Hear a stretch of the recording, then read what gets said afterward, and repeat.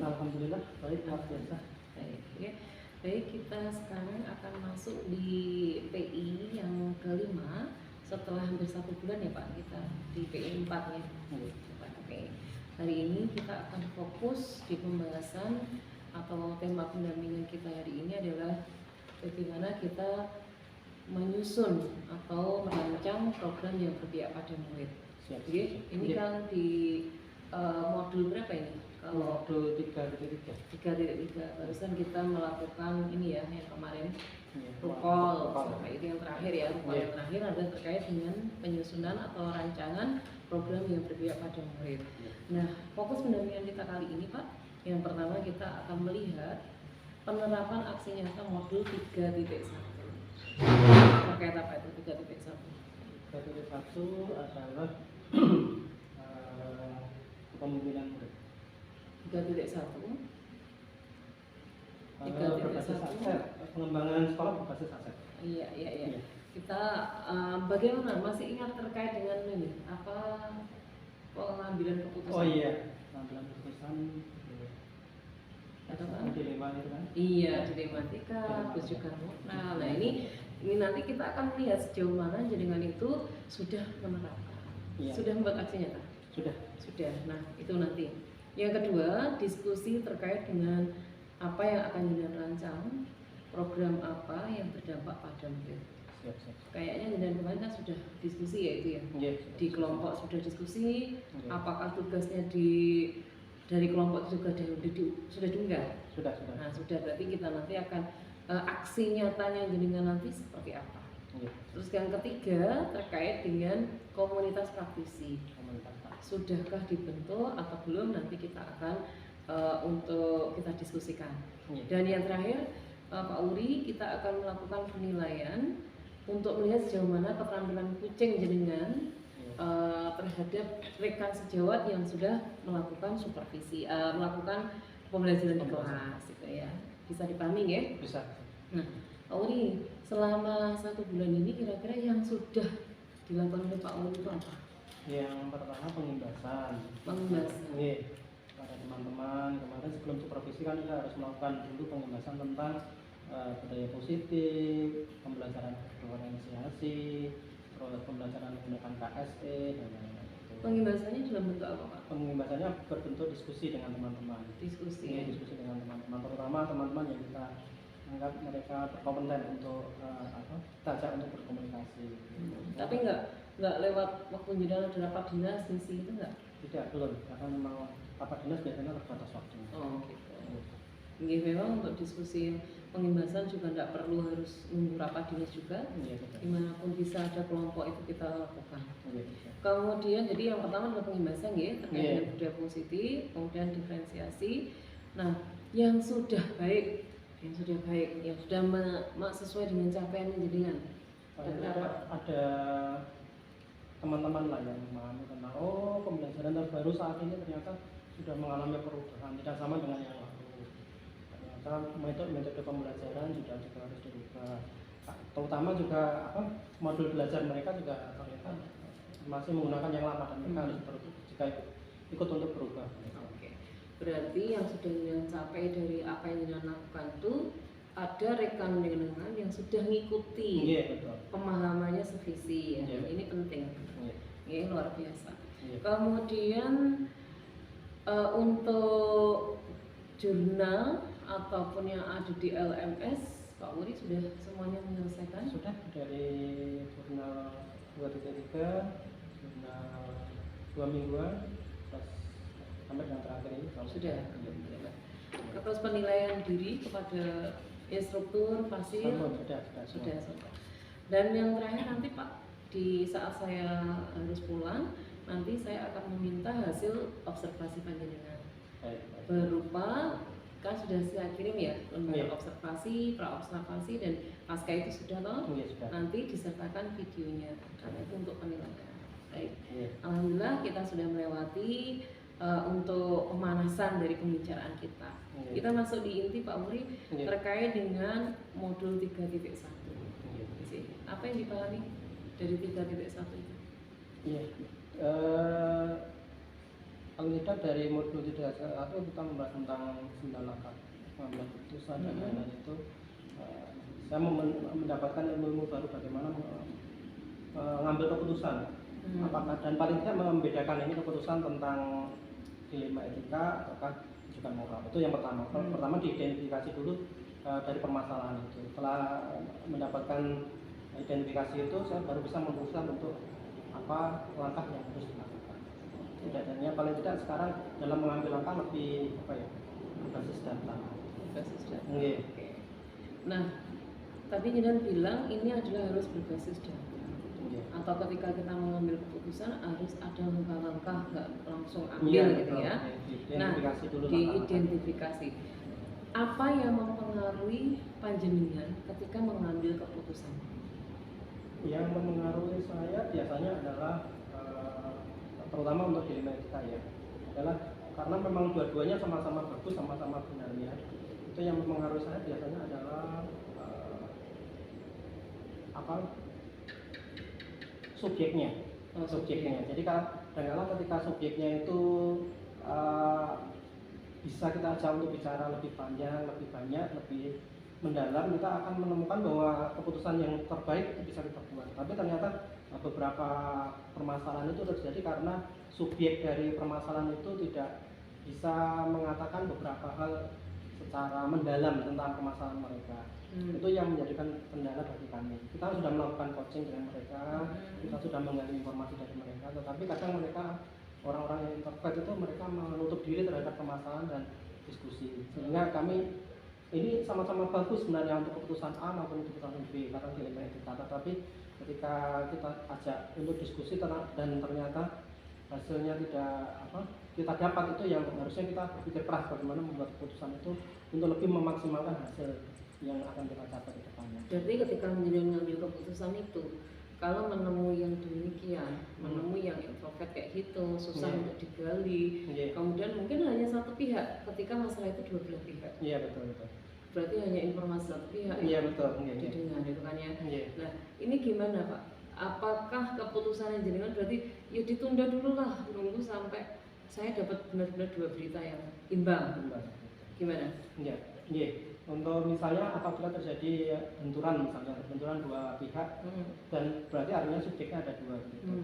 Apabila terjadi seperti itu, saya harus berimbang, dua-duanya harus saya ambil untuk mendapatkan data yang valid tentang permasalahan mereka yang sebenarnya. Karena memang ya terutama kalau dilema etika itu karena mereka dua-duanya biasanya adalah dua orang yang benar, maksudnya dalam posisi yang benar semuanya. Dan ini tentu yang introvert itu yang lebih kita fokuskan untuk kita gali sedalam-dalamnya supaya mendapatkan data yang paling tidak lah nanti mendekati data yang diambilkan dari data yang lain. Jadi sudah menggunakan tuh 9 langkah itu digunakan? Sudah 9 langkah dalam pengambilan keputusan itu. Terus sudah paham ya paradigma untuk memutuskan itu?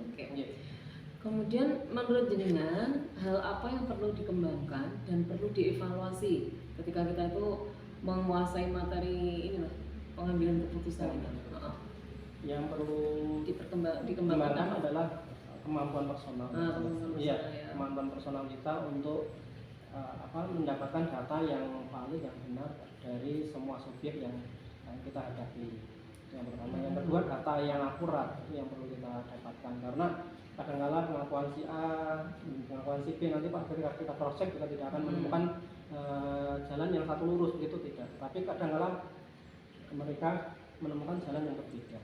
Dan dari kemungkinan seperti itu kita harus menggunakan ilmu yang dari saya kemarin itu, coaching yang lebih mendalam lagi, dan akhirnya ketika kita sudah menemukan dua sisi yang benar-benar fit, maka keputusan itu biasanya akan lebih akurat untuk dilaksanakan. Keterampilan itu penting Pak ya untuk diasah, untuk menjadi seorang decision maker ya. Dan yang perlu dievaluasi Pak ketika kita itu kecenderungan kita tuh mengambil keputusan itu apa? Perlu dievaluasi nggak? Dulu waktu jenengan belum menerima materi itu? Jelas. Kemarin sebelum menerima materi ini saya berpikir bahwa bahwa permasalahan itu terjadi hanya benar dan salah. Tapi sekarang ternyata setelah ada dilema etika itu ternyata benar dan benar itu ada ternyata. Ya, dulu saya berpikir bahwa ini salah, ini benar. Itu sudah, itu berarti saya harus memberikan hukuman pada yang salah dan memberikan reward pada yang benar, gitu. Tapi ternyata setelah mempelajari metode pengambilan keputusan ini, ternyata ada yang lain, yaitu tentang dilema etika, di mana ada benar dan benar. Dan ketika ada benar dan benar, kita harus benar-benar mengambil keputusan supaya kedua-duanya nanti merasa bahwa mereka itu mendapatkan hak mereka dengan benar, dengan baik. Kuncinya adalah ketika kita mengambil keputusan ini adalah win-win solution. Iya, betul. Baik ketika ada anak itu bermasalah dengan kita atau orang lain kita damaikan, atau ini kan harus win-win solution, ya. Kemudian apa yang mendukung keberhasilan dari keputusan yang jenengan ambil?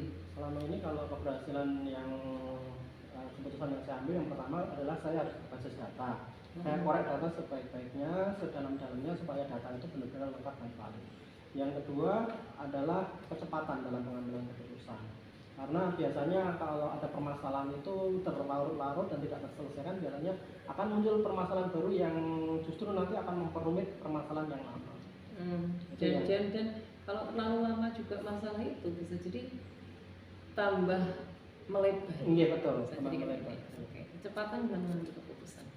Apakah jenengan sudah pernah mengalami itu, Pak? Baik dalam waktu dekat maupun sebelum mengikuti PGP, yang menyebabkan jenengan itu ada ini menjadi masalah dilema etika. Pernah nggak? Ini menggali masalah dari jenengan. Iya, ada beberapa hal. Kemarin ada permasalahan tentang siswa, misalnya siswa yang sebenarnya anaknya pandai, cerdas, disiplin, taat, gitu. Tetapi karena terkendala ekonomi. Ada beberapa ini sebelum kami mendapatkan mengikuti pelatihan CGP. Permasalahan yang kami hadapi adalah kami salah dalam mengambil keputusan. Artinya, andaikan kita sudah mendapatkan ilmu tentang CGP ini, mungkin permasalahan itu tidak akan terjadi. Karena permasalahan itu sebenarnya sederhana, yaitu siswa tidak bisa membayar uang sekolah. Gitu. Karena tidak bisa membayar uang sekolah dan berlarut-larut, akhirnya anak ini merasa minder dan mundur begitu. Padahal permasalahan ini bisa diselesaikan dengan cara komunikasi, misalnya nanti bisa dimasukkan panti atau bisa menggunakan beasiswa, orang tua asuh dan lain-lain. Yang harusnya itu bisa dilaksanakan jika kita sudah memiliki ilmu tentang dilema etika. Andaikan masalah itu terjadi sekarang, nah, kira-kira yang akan jenengan lakukan apa untuk mengambil keputusan yang terbaik untuk anak ini? Kira-kira kalau berdasarkan ilmu yang sudah kita dapatkan dari CGP ini, paling tidak saya harus komunikasi dengan anaknya, dengan orang tuanya, dengan pihak sekolah untuk menyelamatkan anak ini supaya tidak putus atau drop dari sekolah. Dan ini permasalahan anak ini tadi kan merasa bahwa karena anak tidak bisa membayar berbulan-bulan, berlarut-larut, mereka minder dan mereka anak ini akhirnya mundur dengan sendirinya. Dan ketika kita sudah mundur itu, kita datangi orang tuanya, datangi anaknya, mereka juga nggak mau lagi untuk masuk sekolah karena memang sudah terlalu lama tidak masuk sekolah, juga sudah merasa bebannya juga berat. Nanti masuk pun juga anaknya juga merasa nanti juga akan menambah beban pribadi dan juga menambah beban sekolah. Dan kebetulan anak itu sudah keluar dari sekolah mendapatkan pekerjaan yang yang meskipun nggak layak dan mendapat pekerjaan dan penghasilan. Akhirnya anak ini sudah nggak mau sekolah lagi. Padahal sangat disayangkan, anak ini memang punya kemampuan untuk disiplinnya bagus, kecerdasannya bagus, ketaatannya juga bagus. Seharusnya anak ini bisa berpotensi lagi untuk lebih maksimalkan potensinya. Kemudian apakah proses pengambilan keputusan yang jenengan lakukan, misalnya tadi dengan kasusnya ini akan mengikut atau manut dengan prinsip dan langkah-langkah yang jenengan pelajari? Ini tadi kayak seperti ini. Kalau andaikan kasusnya ini kan jenengan menyayangkan kan? Betul. Nah, andaikan jenengan ini mencoba memutuskannya dengan menggunakan 9 langkah atau prinsip itu, kira-kira anak itu akan bagaimana? Menurut saya kalau dari awal paling tidak permasalahan itu sebenarnya sudah berlarut-larut terlalu panjang. Artinya sebenarnya anak ini sudah coba ke wali kelas, sudah ngomong ke bagian serta bendahara sekolah dan lain-lain. Tapi karena permasalahan ini dianggap sepele begitu, permasalahan sepele kan gitu. Karena memang kita sebenarnya meskipun anak ini belum bisa membayar beberapa bulan pun kita tetap ada toleransi untuk bisa mengikuti pelajaran maupun bisa mengikuti ujian sekolah. Tetapi secara pribadi anak ini secara pribadi mereka minder untuk bisa masuk karena memang saya sudah terlalu sering untuk tidak membayar sekolah dan lain-lain. Andaikan pada waktu itu saya sudah menguasai metode pengambilan keputusan yang sudah didapatkan dari CGP itu, sebenarnya permasalahan anak itu bisa teratasi. Paling tidak yang dibutuhkan anak itu adalah semangatnya, supaya anak itu supaya bersemangat lagi. Kalau permasalahan ekonomi ini bukan permasalahan yang harus dipikirkan oleh anak, kan permasalahan ekonomi kan permasalahan orang tua, karena bagaimana mereka harus membayar uang sekolah gitu. Betul. Oke. Jadi ini juga termasuk bukan salah satu masalah hukum juga kan, artinya masih bisa diselesaikan. Iya, betul. Kemudian yang dievaluasi dari proses pengambilan keputusan tersebut, apa ini yang terjadi, yang sudah terjadi? Yang sudah terjadi dalam pengambilan keputusan kemarin itu karena anak ini sudah didatangi ke rumahnya, didatangi orang tuanya, bertemu orang tuanya, dan tidak mau kembali ke sekolah, akhirnya dibiarkan. Udah biarkan, kita ikhlaskan untuk anak ini tidak melanjutkan sekolah gitu. Dan itu sangat disayangkan sekali. Harusnya kalau pengambilan keputusan yang benar, paling tidak 2, 3, 4 kali bahwa anak ini harus diusahakan untuk bisa masuk ke sekolah supaya nyaman lagi di sekolah dan belajar lagi, karena secara potensi anak ini mempunyai potensi untuk bisa mengembangkan bakat minat mereka dan kemampuan mereka untuk bisa bersekolah lebih tinggi lagi. Dan nanti secara pribadi saya berharap bahwa anak ini punya potensi yang untuk pengembangan pribadi anaknya bisa lebih baik. Saya melihatnya sih kesimpulannya dari yang sudah dengan lakukan ceritakan tadi. Yang perlu disayangkan pengambilan keputusan itu adalah sepihak. Iya, betul.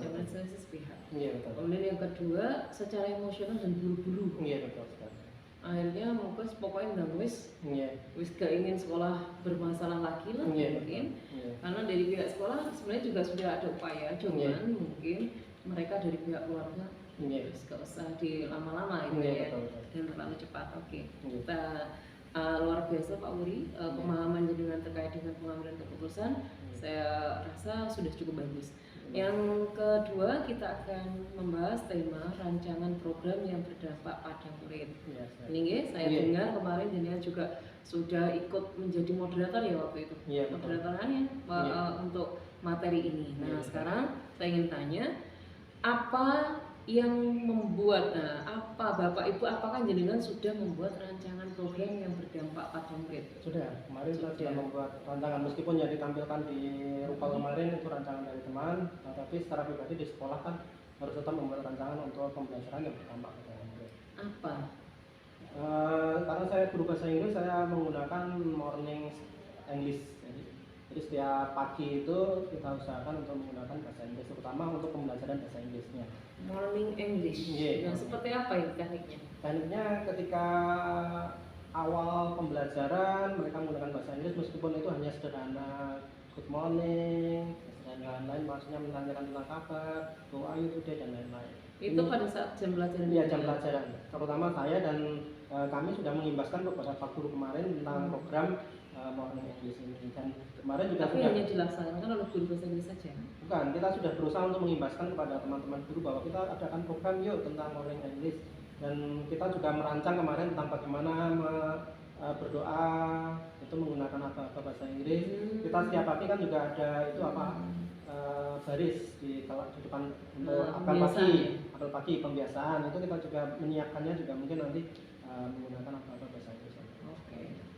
Jadi morning English. Nah, kemudian dukungan apa yang jenengan perlukan untuk menerapkan program itu?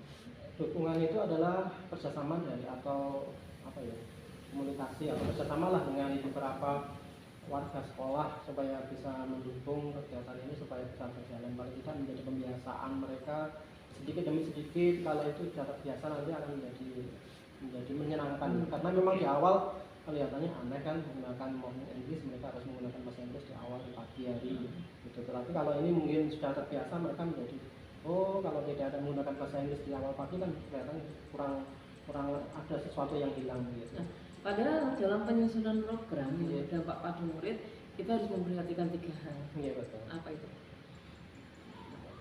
Choice? Oh iya, choice sama kepemilikan. Ya, betul. Apakah jenengan yakin dari 3 hal ini akan masuk di rancangan yang jenengan? Saya berharap seperti itu, karena ini kita sebenarnya sebelum membuat program rancangan ini saya sudah komunikasi dengan OSIS, karena saya pengen melihat suaranya OSIS itu bagaimana. kita menggali apa ya yang bisa kita laksanakan ketika kita pagi hari menggunakan bahasa Inggris. Pak, kita menggunakan aja bahasa Inggris apa dan lain-lain menggunakan bahasa Inggris. Apakah guru-guru yang lain kira-kira bersedia untuk menggunakan bahasa Inggris ketika pembelajaran ini? Ya, kita coba dulu Pak, kita rancang. Itu artinya suara, saya sudah mendengarkan suara dari siswa, dari OSIS terutama, karena memang saya dekat dengan OSIS. Yang kedua, kepemilikan. Jadi choice dulu.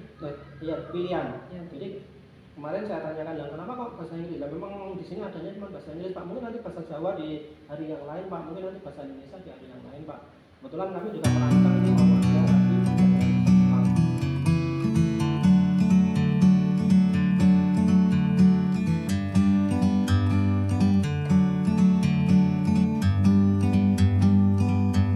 Like a bird on a tree, I'm just sitting here. I got time, it's clear to see.